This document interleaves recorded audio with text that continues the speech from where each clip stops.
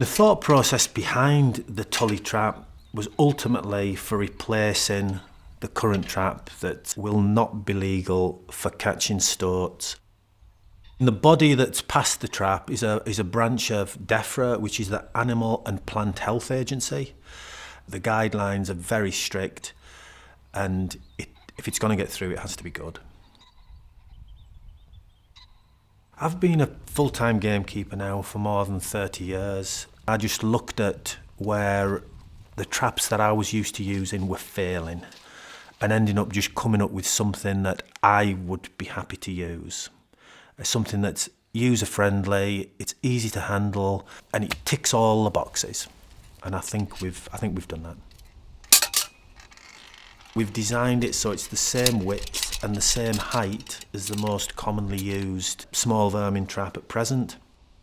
And so part of all that thought process was so it can go and basically be swapped over into their current locations. And the length of the treadle plate has been designed in such a way to greatly improve catch rate. We've got a centre baffle. A stoat can't jump across here. It's got to put its feet down. We've got 10 strike ribs.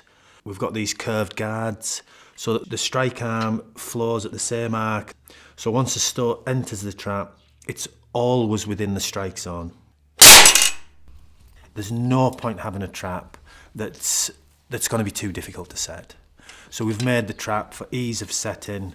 I would just lift the trigger arm. You've got access under the trap with this cutout that lets you get your fingers underneath for lifting it.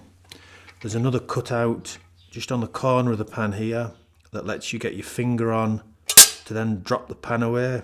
That gives you access to then walk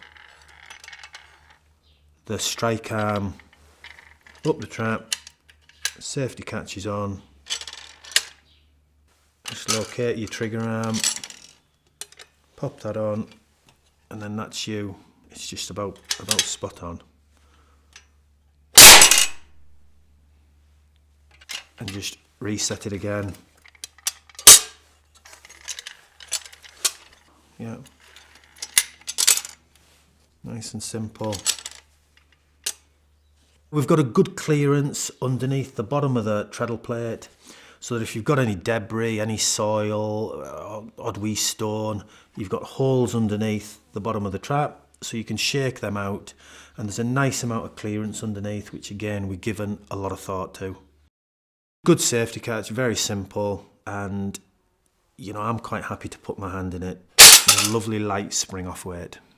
The spring-off weight's adjustable. All you would do is just bend this trigger arm in, and that lightens the weight. Or if you slightly bend it out, you're only talking a millimetre, couple of millimetres, then you'll make the spring-off weight heavier.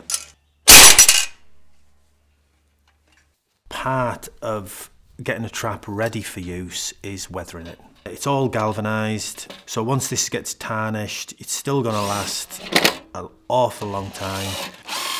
We've got a registered design on the tunnel and also on the trap, and the trap's patent pending, just to protect all the thought and years of experience that we've crammed into achieving this.